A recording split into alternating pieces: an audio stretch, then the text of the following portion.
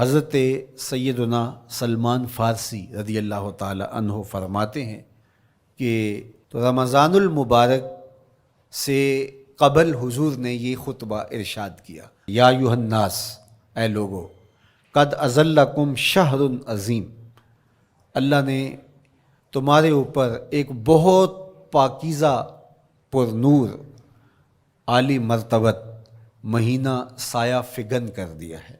شہر فیہ لیلۃ خیر من الف شہر، اس مہینے میں ایک ایسی رات ہے جو 1000 مہینے سے بہتر ہے۔ جعل اللہ صیامہ فریدہ و قیام لیلۃ تطوع، اس مہینے کے دن کے روزے فرض قرار دیے گئے اور راتوں کا قیام نفل بنایا گیا۔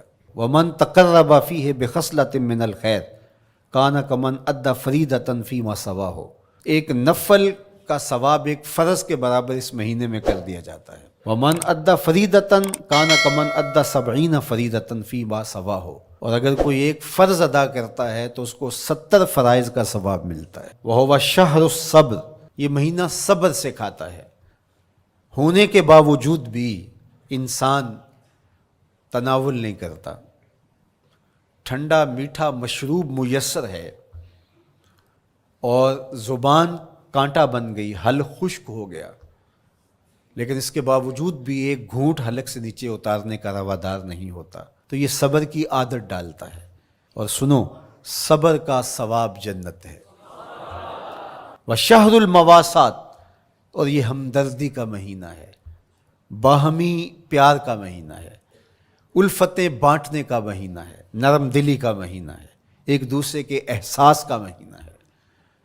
جب کوئی شخص بھوک اور پیاس کاٹتا ہے تو اس کو پھر محسوس ہوتا ہے، بالخصوص امراء، کہ بھوک کیا بلا ہوتی ہے، اور جو نان شبینہ کو ترستے ہیں اور جنہیں کھانا میسر نہیں آتا ان کی زندگیاں کتنی تلخ ہوتی ہیں۔ تو بھوک اور پیاس احساس پیدا کرتی ہے۔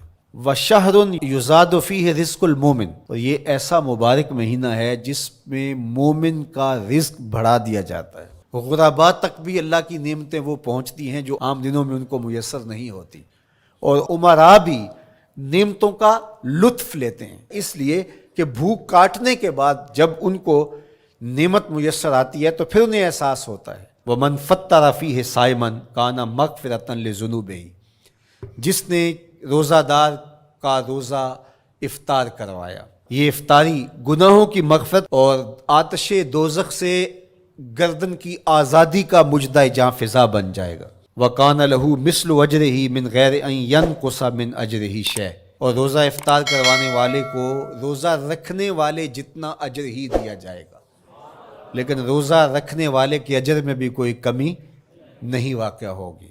تو صحابہ کا تو دل تڑپنے لگا کہ یہ کتنی بڑی بات ہے۔ انہوں نے کہا، اے اللہ کے پیارے رسول صلی اللہ علیہ وسلم، ہم میں سے تو ہر بندہ یہ طاقت نہیں رکھتا کہ روزہ دار کو روزہ افطار کروا دے، تو یہ تو پھر اہل زر ہی یہ سعادت حاصل کر پاتے ہیں۔ حضور نے ارشاد فرمایا، یؤتی اللہ ھذا الثواب، یہ ثواب اللہ اسے شخص کو بھی عطا کرے گا۔ من فطر صائما علی مزقۃ لبن او تمرۃ او شربۃ من ماء، جس نے کسی کا روزہ ایک گھونٹ دودھ سے کھلوا دیا یا ایک کھجور سے کھلوا دیا یا پانی کے ایک گھونٹ سے اس کا روزہ افطار کروا دیا۔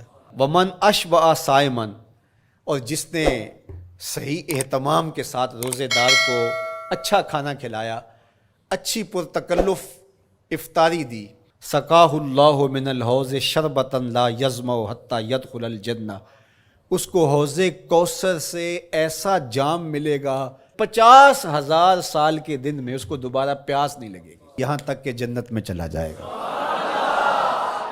فرمایا، وَهُوَ شَهْرٌ أَوَّلُهُ رَحْمَةٌ، یہ وہ مہینہ ہے جس کے پہلے 10 دن رحمت ہیں، اور اس کا درمیانی عشرہ اوسطہ وہ مغفرت ہے، وآخرہ عتق من النار، اور اس کا آخری عشرہ جو ہے وہ آتش دوزخ سے نجات کا ضامن ہے۔ کہا کہ 4 کام اس مہینے میں کثرت کے ساتھ کرو، وہ 2 خصلتیں، 2 کام جن کے ذریعے سے تم اپنے رب کو راضی کر سکو۔ فشہادت اللہ الہ الا اللہ، وہ گواہی دینا ہے لا الہ الا اللہ، وَتَسْتَغْفِرُونَهُ، اور تم کثرت سے استغفار کرو، اللہ سے بخشش مانگو، اللہ سے جنت طلب کرو اور دوزخ سے پناہ مانگو۔ تو یہ کام جو تمہاری ضرورت ہے تم اس مہینے میں کثرت کے ساتھ کرو۔